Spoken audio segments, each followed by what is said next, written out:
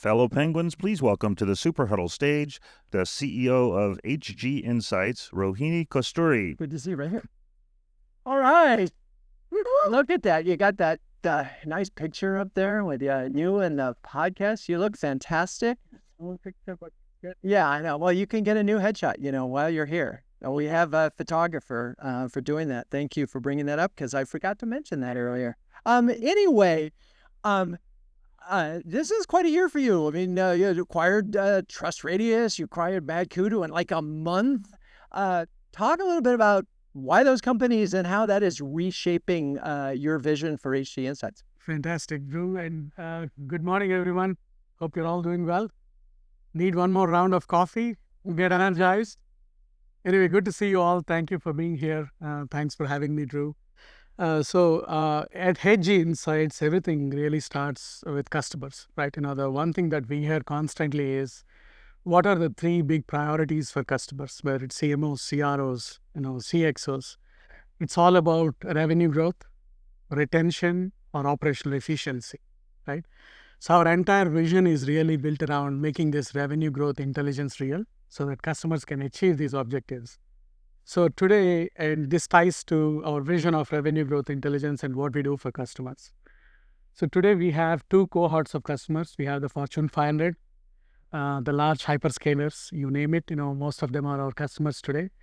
So they buy intelligence from us and then they automate, whether it's for marketing, sales, etc. Right? So we call it the revenue growth intelligence fabric. It's essentially data and intelligence given to them. They integrate with their first party data. And the second cohort is call it the growth segment customers who are less than $1 billion in revenue, who are looking for ready-made platforms, solutions, agents, you name it, right? So where the TrustRadius and MadKudu acquisition comes in is, TrustRadius brings in the first-party buyer intent. It's the intent of the buyers who are in the market today. I think Chandra or someone was talking about the importance of reviews, right? So we have those reviews captured and we know who is in the market today. When we combine that with the firmographics, the technographics, the spend intelligence that we have at an account level, then that becomes a compelling mode for marketing, sales, etc. to operate on. So that's one cohort. So in essence, we have enhanced our data fabric with the buyer intent that we put in place. The second is the MadKudu acquisition. MadKudu has developed several agents on top of HG's data. And in fact, we're combining our platform, the HG's platform with the MadKudu's platform and announcing a bigger platform next week. So the preview of that is today, which is we're announcing a growth platform that has 3 agentic mesh applications. There's one for sales. It's a sales agentic application, bunch of agents stitched together for sales. They get third-party, second-party, first-party intelligence all integrated at an account level. And similarly, there is an agentic mesh application for RevOps to do territory planning and so on. And similarly, another agentic mesh application for strategy teams, data teams to do your TAM, SAM, SOM, and so on.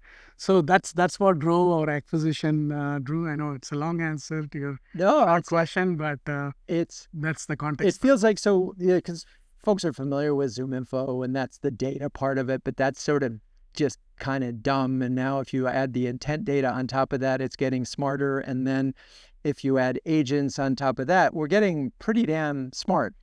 And so you've used the term platform. We've got a bunch of CMOs here. What do they need to understand about what this is going to enable for them? Because they're not going to use it necessarily, but that's who we're in front of. So let's make it really clear for them what they could do today that they couldn't have done before. So since you mentioned ZoomInfo, I'll say this: we are next gen ZoomInfo, focused on revenue growth.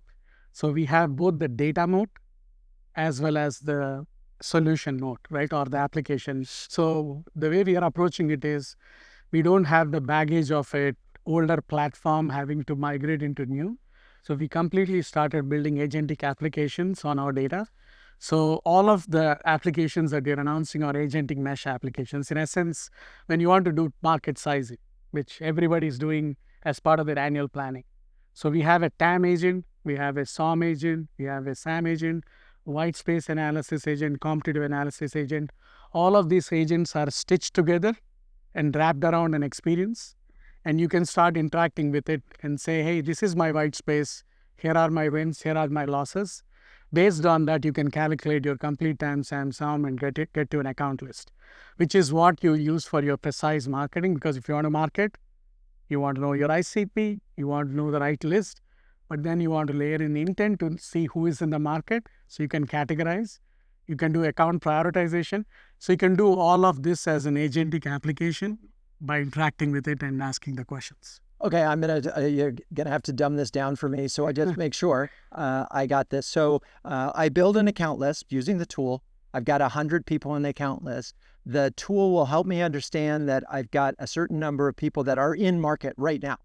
100%. So, and typically in most markets, that's 5% of that. So of those 100, 5 of those are ready to buy, and it will just.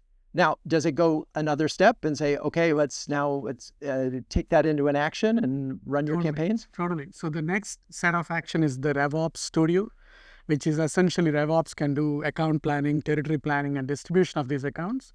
It all depends on the algorithm you have. You can have reps doing only new sales, or you can have a model saying, hey, I have reps doing some new, some expansion, some retention. So depending on the algorithm you have, we give you some default models. So you apply the models and you can do a territory planning on all your accounts. And the next step is really the sales.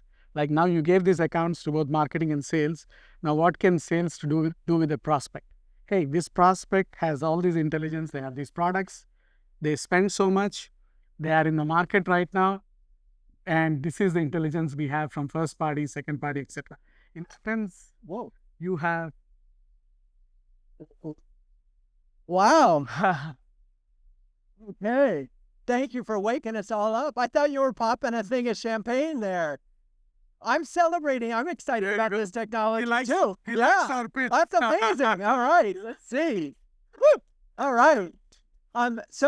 Before you got interrupted, and so this sounds amazing, and I'm curious. Is there a way to sort of start and start slow? Because these are big things to sort of add and adopt, right? To just suddenly move from one system to another. So how do CMOs actually get started with this big vision? So simple use case to start with is, what's my market sizing, right? Based on my ICP, what's the market size? What are the list of accounts I should focus on? Okay, layer in all the types of filters like intent, account prioritization, etc., etc. That's the starting point. If you know your ICP, you know the list of accounts to focus on, as long as they're the right accounts, that's half the headache for marketers. Right. We've got to know who the right accounts are. Yeah. So you're an interesting scenario because you have your own CMO who is in the room here, and we have a bunch of CMOs, and we have your CEO. So what advice do you have for CMOs who want to engage better with their CEOs? And just pour it out here and Shekhar, maybe you want to pay attention. I don't know. So go for it. So I think you heard a lot from Chandar and Sandy and others, right? And about the disruption that we are living in. So the big shift that has happened in the CMO role, for me, the way I look at it from my vantage point of view is, we are used to this role called CRO, Chief Revenue Officer. Now the CMO is essentially transforming into a CRMO, like Chief Revenue Marketing Officer. How do you make sure everything that you do, whether you're doing customer marketing, brand marketing, PR marketing, tied to these 3 strategic objectives? Is it driving revenue growth? Is it driving retention? Or is it driving operational efficiency? If you're able to articulate that consistently or have a plan towards it, saying, hey, I'm doing this brand and this is how I'm going to measure it to driving growth or retention, then you have the headache gone with the CEO and the CFO. Then it's about rallying the teams around, hey, is this the right strategy? And is there a better way to doing it? We'll get to the CRMO with Kate Bullis later. Well, you can decide whether that's the new title you want to sell. We'll get to that. One of the challenges, every CFO and CEO I've ever talked to has always said, connect marketing to revenue, because that seems like a goal. There's this lagging problem. It's a 12-month cycle, an 18-month cycle, sometimes longer. And so the actions that you take today may actually make a difference over the next 18 months.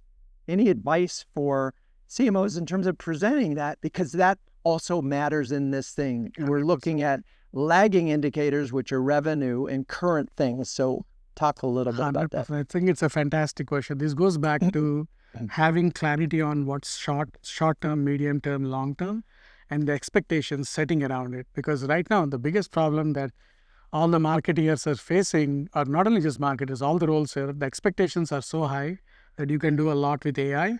You can do it yesterday. And the reality is here because of either the tools or the people or the change management, everything else. So when you now bring in these short-term, mid-term, long-term activities into the mix, it's like, hey, deja vu, why didn't this happen yesterday, right? So again, layering it out into what's possible now. Like, hey, we are doing this brand marketing. Okay, it's going to take 9 months to produce the yield.